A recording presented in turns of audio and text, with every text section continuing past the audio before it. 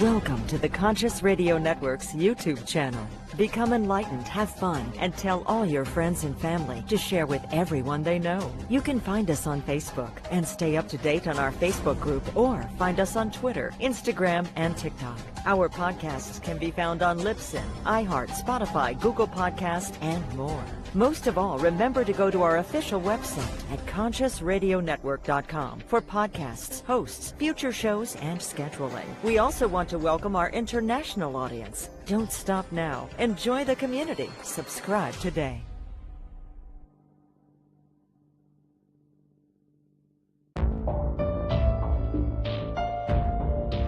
This is the Conscious Radio Network.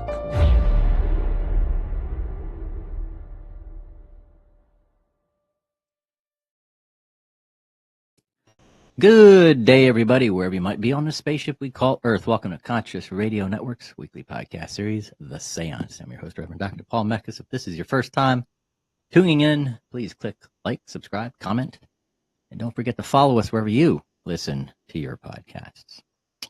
Today, a race for what? Growing up within a Black community, witnessing racism firsthand, activist and a doctor in psychology tells his successes and mishaps in building powerful alliances with melanated people. His parents chose to raise him in the only diverse community in St. Louis, where he was able to witness and experience racism and cultural differences. It sparked an inner desire to understand why we created such a world. He's always had an entrepreneurial spirit, starting a tennis teaching organization with a college coach. Shortly after graduating with a degree in finance, he played a pivotal role in structuring Nelly's early business ventures, including Apple Bottoms Jeans and Dirty Entertainment. Let's welcome to the seance, Dr. J.D. Mass. Welcome, brother. How you doing? Thank you, sir. I'm doing great. I love the intro. Thank you. Thank you. I try to keep it as lively as possible. I'm feeling it. So, take us back in time. I mean, that's an interesting bio. When I read that and I saw, I'm like, whoa. Yeah. We need to bring these life experiences out in the open and make Sure. them visible. Yeah. Because what's going on in the world right now is just nuts. It is. yeah. I think I want us to not be so afraid of the chaos, though, because, and I saw this on a Deepak Chopra interview on Jimmy Fallon, and he talked about the change process brings forth chaos, right? When you boil water, it changes from liquid to gas. That boiling, chaotic part, that's kind of what we're going through. So my hope is that the gas that we're going to is a lot better off than where we're at right now. So yeah, it's a transition. I was working and getting my degree in metaphysics. I had this thought, and it was one of the things I put in my sort of dissertation. It was like these things that seemed chaotic, that seem like violence within the universe, is not violence at all. It's the state. It's that period of transition between one state of potentials to another state of potential. Right. And it's how the universe works. Yeah. So take us back in time. How did this journey for you start? So it started really from my parents' choice in how to raise their children. I'm the oldest I have two sisters, and they intentionally wanted to raise us in and around Black communities, and to intentionally not be racist. So we had to learn about systems early on. We had to understand the impact of decisions. So as my parents were raising us, they didn't really know what they were getting into, but they knew that they wanted us to have an experience that they were kept from. And in that process, we moved next door to the family that became my best friends, and it was grandmother, it was mother, uncles, aunties, and my childhood friends living in the same house, right? And so, you've seen the movie Soul Food, Big Mama's House, Yeah. or other types of renditions of that. This was very similar to that, and it was a very communal kind of living, and it was very welcoming to me.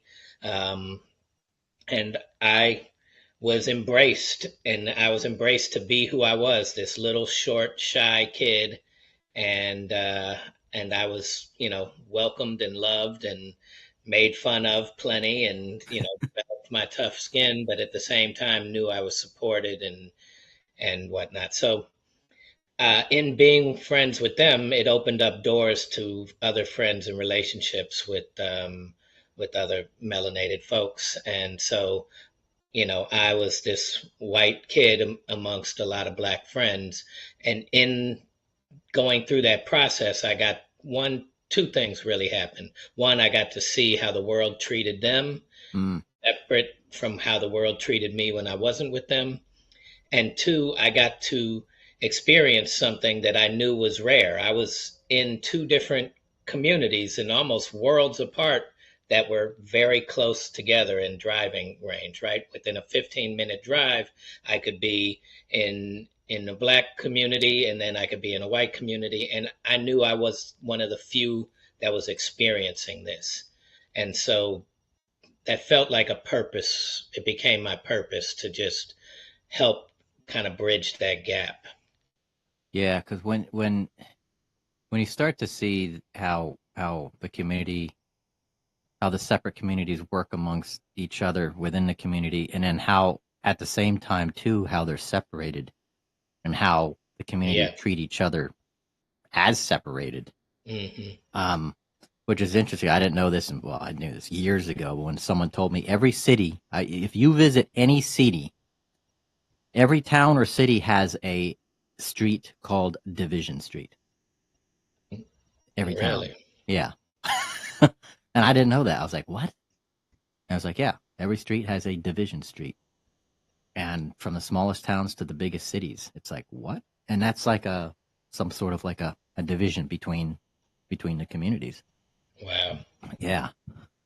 But now so as you're growing up and getting in high school and college and stuff, how did this help you either through college or what happened to that moment of your life? So, I got a chance to see the difference. For instance, I could take back anything to the mall, no problem. I could Mm. take back my friend's clothing that had ring around the collar, no receipt, no nothing, and get a brand new shirt for it. Yeah. They could take back brand new items that still had the tags on them and would be given trouble. And I would go Wow. back to the same person and get the refund or the exchange that they were trying to get. And so that became eye opening. Yeah. And that set me on a path. Originally, my path was more covert because of that kind of experience. So I wanted to go into banking after college, and I wanted to kind of work my way up the banking industry and then blow it up from the inside, or at least impact change and offer loans to people that were being denied because of the color of their skin. And so that was my path as soon as I left college. But I also had a friend that became an international music star at that same time and Mm. blew up on the scene, and that was Nelly. And so he would send me ideas. Hey, I want to do this entrepreneurial idea. Hey, I want to do a nightclub, or I want to do a shoe store, or I want to, have a clothing line, or all these different things. And so as he was able to hire me on, I became his business manager to help him set up his entrepreneurial endeavors. Of course, I still had this mission in the back of my head. I thought, okay, I'm going to meet some really powerful people as we start to make these businesses successful. And Mhm. from there, I'll be able to have the impact that I wanted. Yeah. Yeah. Um, it must have. kind of set you off to earlier that seeing your friends or being with your friends and seeing how they were treated.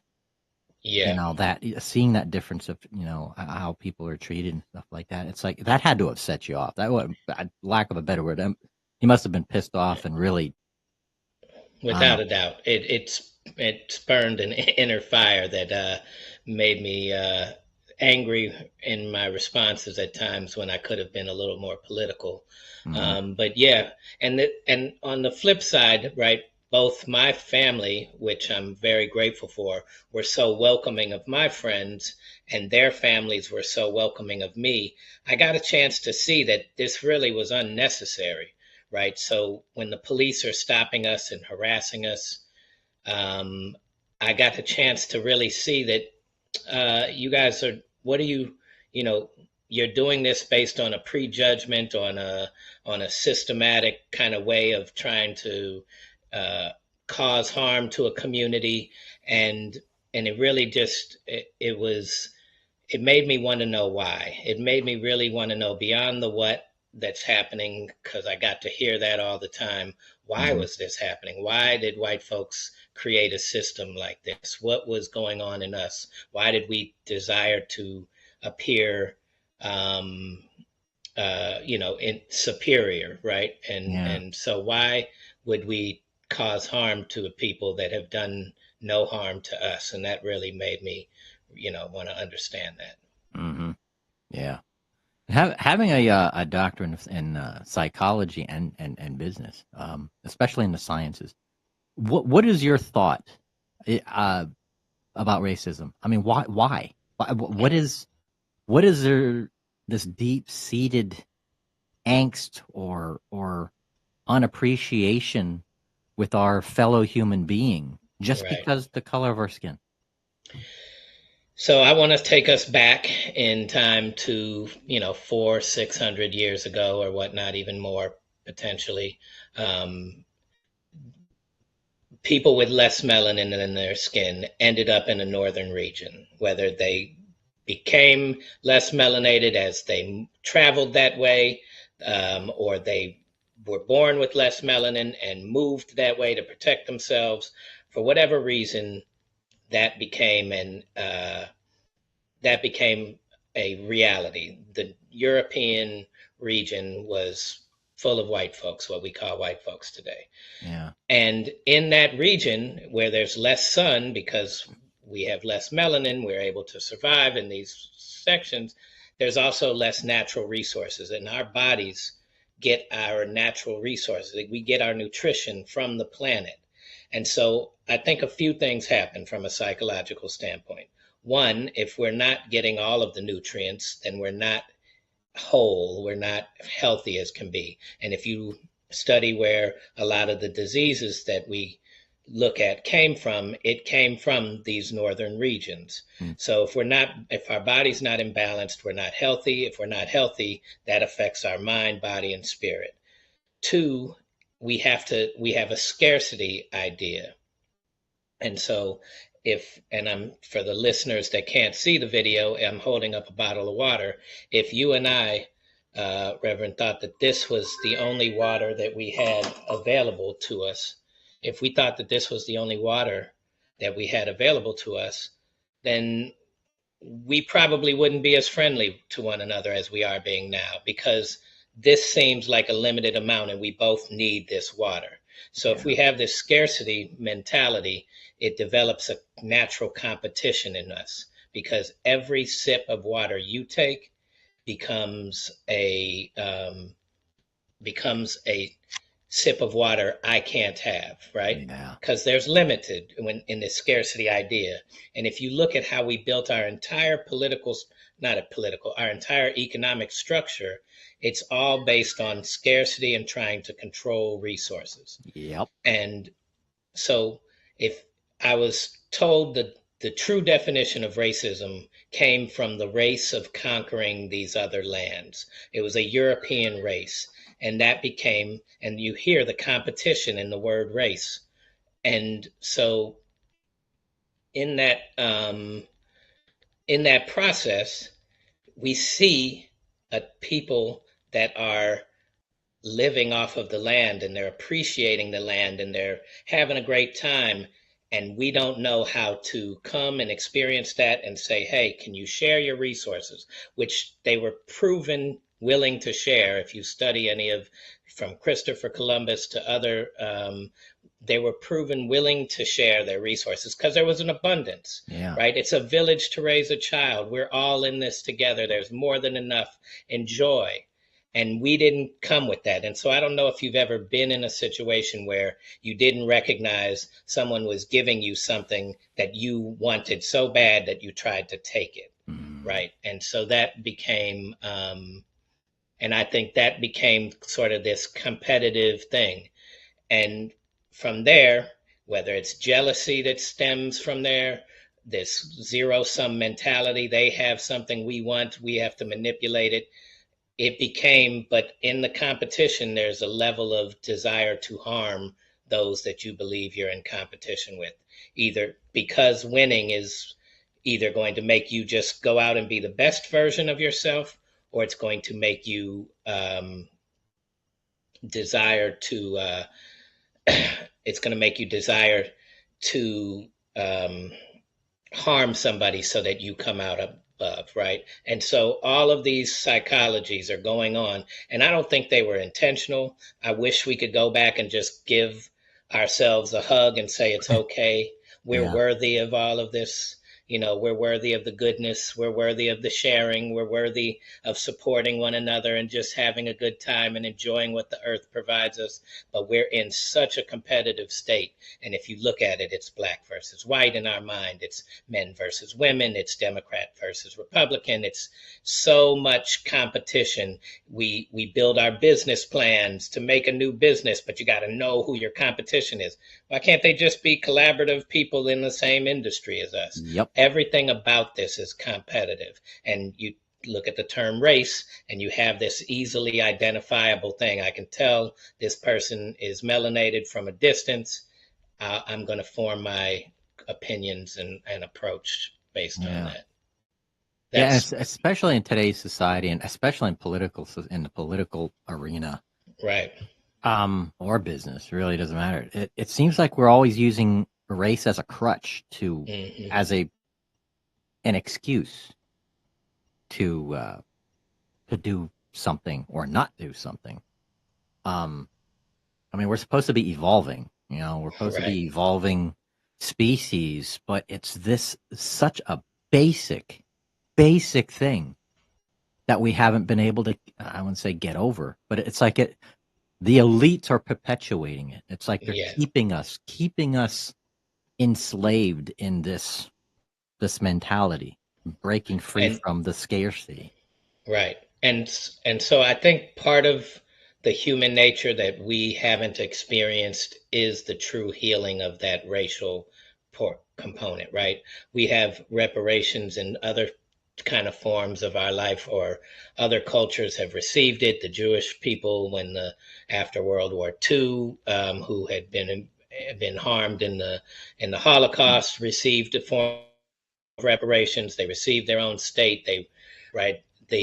We have not experienced repairing the harm of and it's a humanitarian thing that I think would help us as less melanated folks really get an understanding of our own humanity and be able to, dismantle some of these systems that have such an elite leadership with such greed at the top, and see that the rest of us, if we got along, if we healed the harm amongst ourselves, how much more enjoyable our lives would be and how much more access we would to everything that we need. Yeah. And I've also noticed another side of the coin is I've experienced this with some friends of mine, and it's not really a hate or an angst against another race. It's a fear.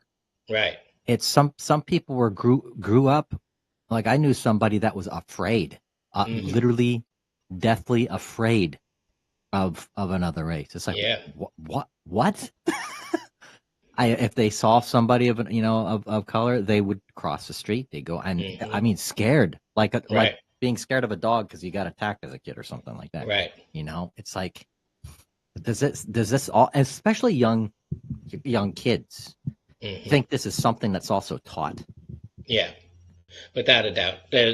It's taught, but also through the images we get to see, the messages we get from media, from in our schooling, right? Like if you think about it, our education system does not teach the does not teach about any other cultures.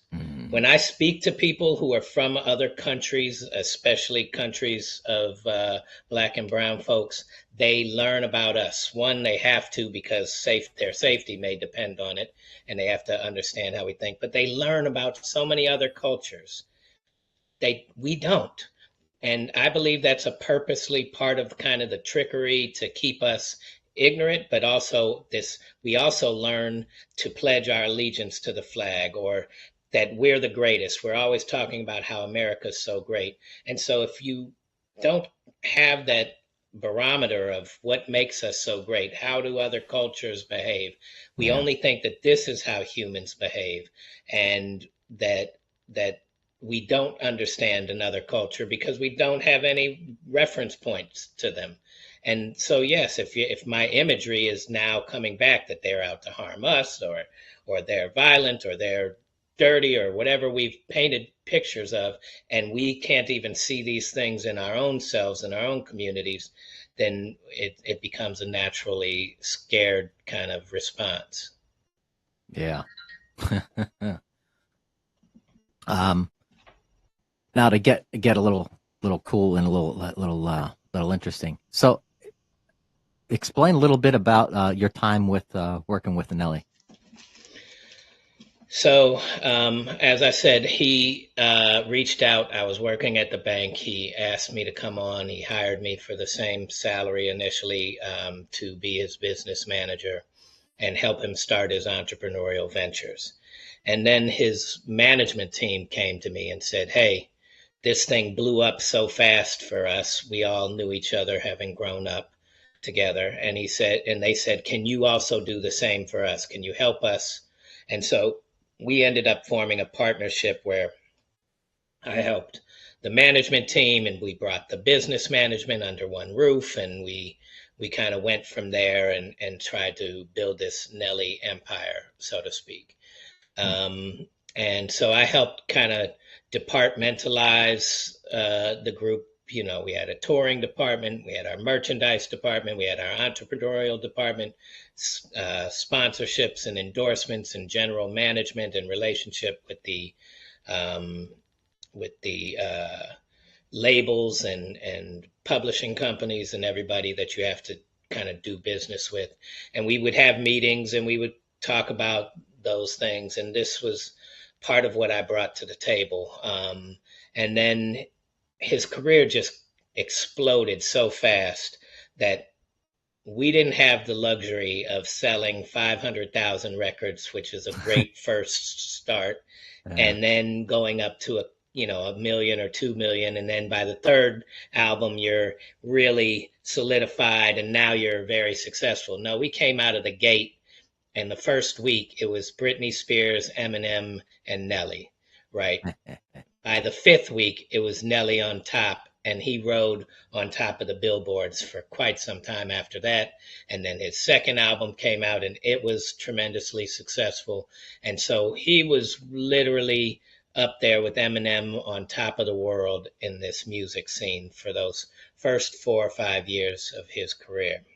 Yeah. And I got the chance to have resources to build Apple Bottoms jeans. His other friend tried to do Vocal clothing, and I got to learn the difference between licensing arrangements and building from scratch, and all of the components that go into manufacturing, and how you have to have it distributed, and how sales go, and how you finance these things. And so it was a great, opportunity to learn, but it happened fast. Well, I bet. Yeah, you got to learn as you go. It's out of the frying pan into the fire and Yeah, off. for sure. For sure. Yeah. So before we continue, how can people find you and find your work? Yeah, for those who are watching, the website is scrolling on the bottom, but I give you the honor to give people that information. So go to Race for What, and that's FOR, raceforwhat.com is my book and my work website for speaking and whatnot. And I have blogs on there. And then you can find all my social media links from there. I also have a podcast with a Black gentleman that was raised in Iowa City. So he grew up around mostly white friends and peers. I grew up around mostly Black friends and peers. And so we're learning about each other on this podcast as we go through it. And so same difference life is the website for that. Again, you can find all of our social media links on that as well. Yeah, that's a good name. That's a good name, and it means a lot too. It's like whoa. Yeah. Yeah. So what are these? Here you have 7 steps to healing or a vision. Explain those 7 steps. So it's 7 steps to healing the harms of our culture. I think that step 1 is kind of what we've been talking about in the don't take a step. Like, let's recognize that there's a way we've been taught. There's things that we've learned that we need to get an understanding of. So seek understanding. Don't just move because now you want to help make the world a better place. Let's learn how we've been learning and learn what making a better place looks like. So that's step 1. Step 2 is to acknowledge the harm. In any 12-step program, the first part of what you do is kind of have to acknowledge that we have a problem, right? And so it's not just the harm of anti-Black racism, but also some of the harms of our culture in general in trying to control things, right? When you come from that scarcity, you want to control. It's a different approach versus if you come from an abundance, you just want to be a part of it, right? So I use a quote from Oppenheimer where he splits the essence of life, the atom, and he turns it into a bomb. And so he says at one point, maybe we shouldn't be learning. Maybe we have to question whether we should be asking how things work. Well, it's not the question that's the problem. It's our approach. If you're approaching it trying to control an outcome, then yeah, that's the wrong approach. But if you're approaching it, say, how do things work so I can be one with those things? Yeah. I can be one with life. We're all connected. I can see the connections. That's a very different approach. And so that's part of the harm and acknowledging the harm. And step 3 is the beginning of the change process, which is letting go of a lot of our past, a lot of how we've been developed, letting go of our control and competition, letting go of the power and privilege and whatnot. So how do we let go of that so that we can be open to the new changes that would come?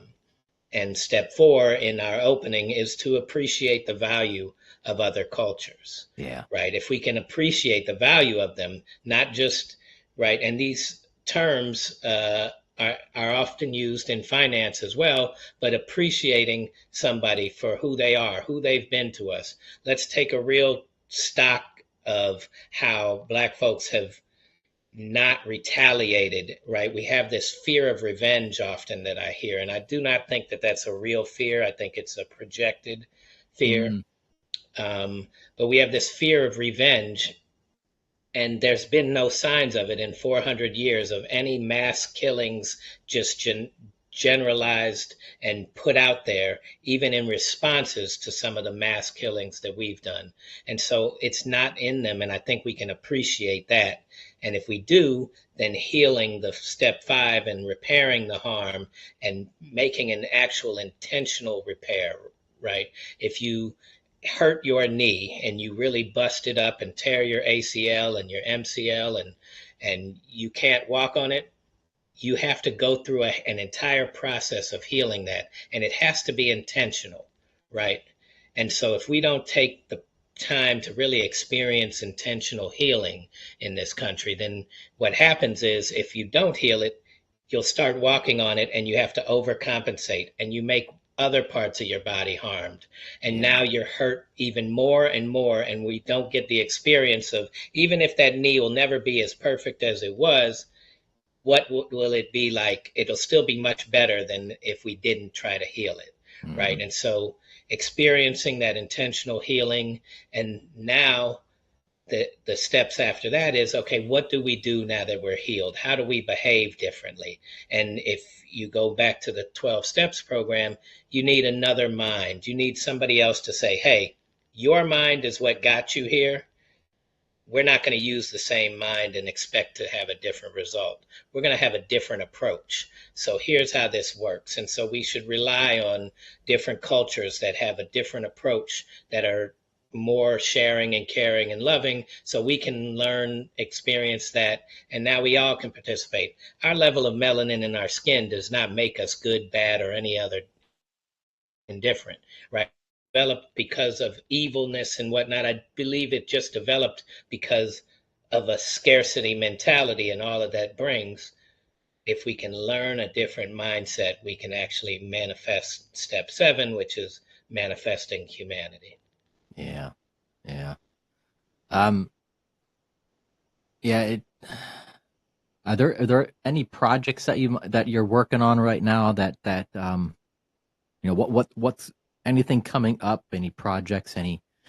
So I'm working on an online course for the 7 steps. I'm also working on I want to get volunteers into some of the lower income areas and just help beautify the area, right? When we come outside, I think a lot of us miss real life often. We look at the concrete, we look at the buildings, and we look at the streets and the cars, and we think about all these, and we see these signs of advertisements, and we miss the trees, we miss the grass. We even get angry at the grass and the weeds for coming up into our concrete. Like, how could you, ruin our concrete with your life? Yeah. And so just reconnecting with that. But I want to do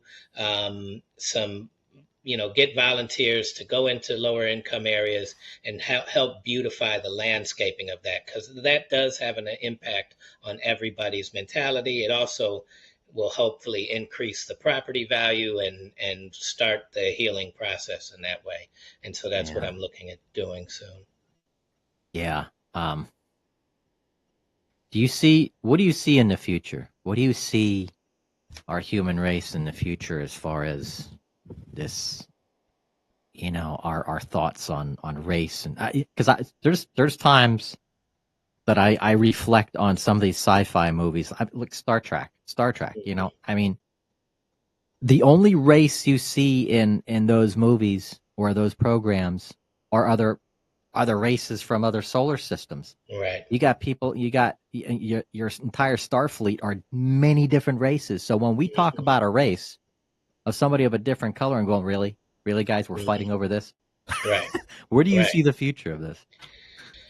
Well, there's more information given to these having access for these younger children. And so I think that there's an opportunity that as time is growing, even though the powers to be may, like you said, like us, kind of split and controllable, because it's harder for us to move. If you drop a bag of marbles on the ground, you got to go pick them up and bring them together before you can move them to the next room, right? Yeah. Whereas if they were in the bag and together, it's easier to just go to the next room with them, right? So I think the powers to be definitely, as you were saying, want to create that difference. And I think it's just becoming more obvious for us now how that's working.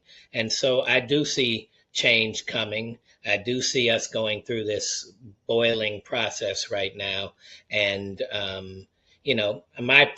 my only concern with it is how destructive in this competition desire, right? Elon Musk is fighting over with whether he's the richest, or Bezos is the richest, Yeah. or Gates is the richest, or all of these different, like, who cares? You're only three people out of billions that have all of this to, right? So even at that level, there's so much competition. How much are they willing to destroy to try and hold on to that? And how do we let go and formulate new economic systems and social systems? And I see that potentially happening because there's definitely a desire for that change. Yeah. We got to fight back against the system, the power in numbers, and So an I will entirely different challenge you on that. mindset. Yeah, that's exactly it. I will challenge you that they're not afraid to fight us, Oh no. right?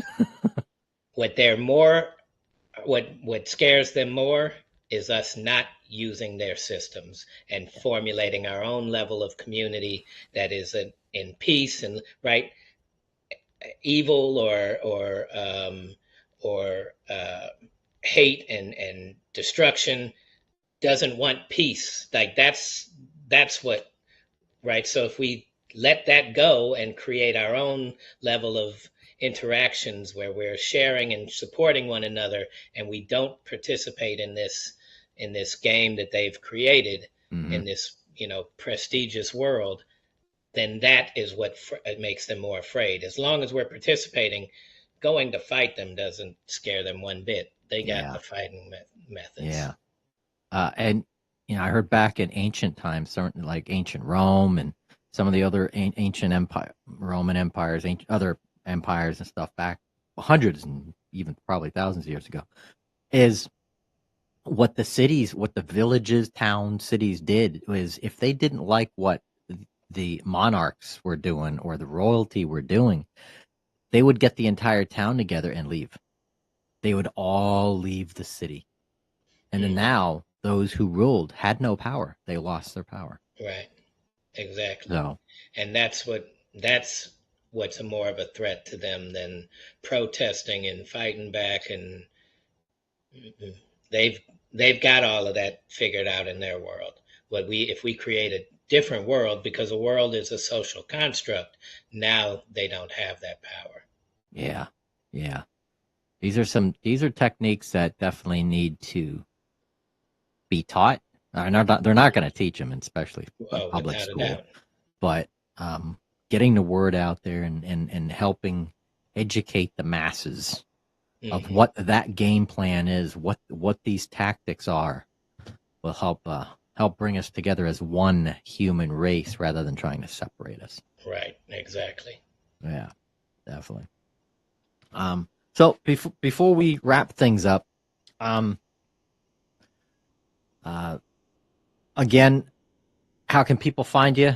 What's on any social networks and stuff? How can people? I'm on Instagram and TikTok under Race for What, or even some of our podcast is same _difference _podcast, but raceforwhat.com and same difference.life, and reach out to me through those sites, and I would love to continue to interact with folks all over.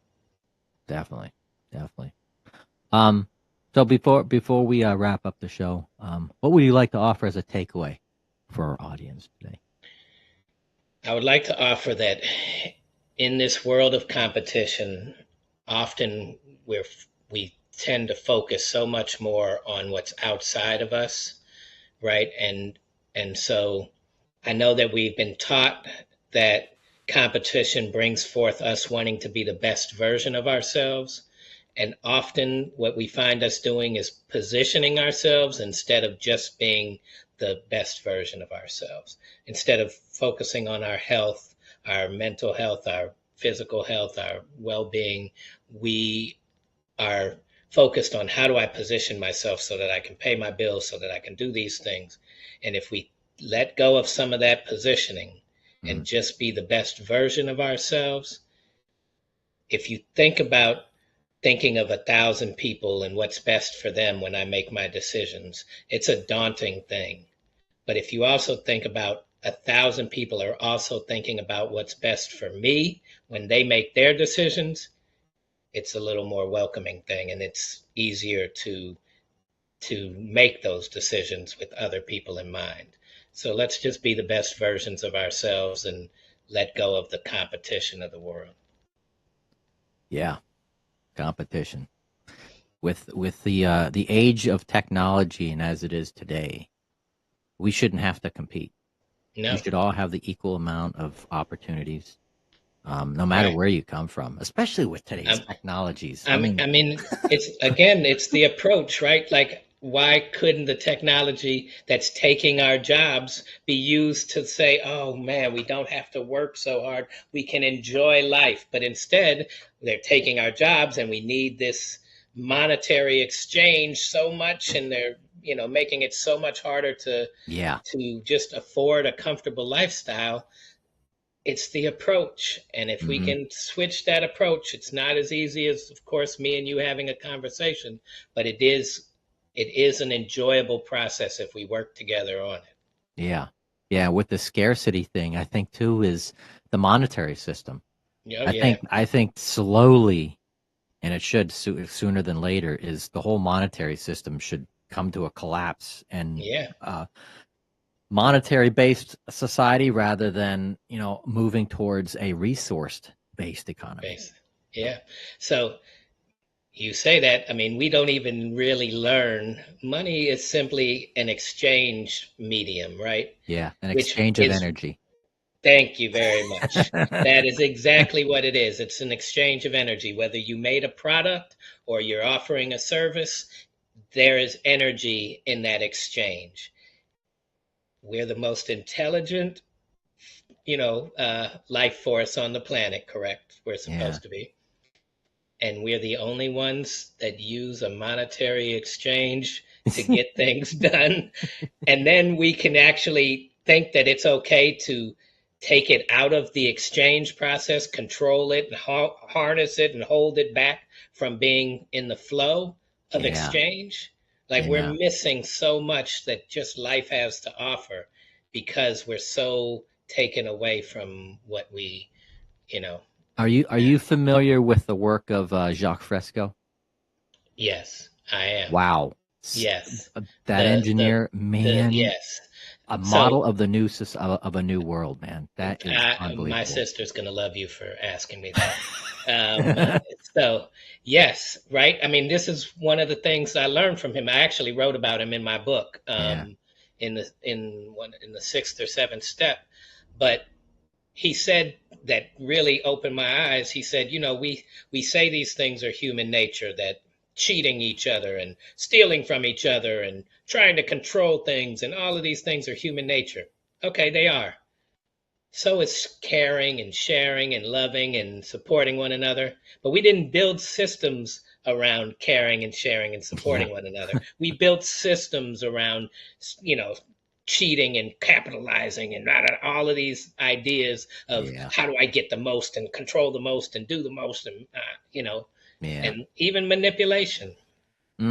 So how we built systems off of these things, so much so that our advertising is so much of manipulation instead of just being an honest platform of, this is what my product is, how it's offered, and let me make the best product for you. No, I want to manipulate. So how do I capitalize the most on this? And money doesn't build anything. Money doesn't feed us anything. It's used in our systems, but it doesn't do it on its own. Yeah, so archaic. Yeah. Oh man, JD, thank you, brother. Thank you for sharing your time with us.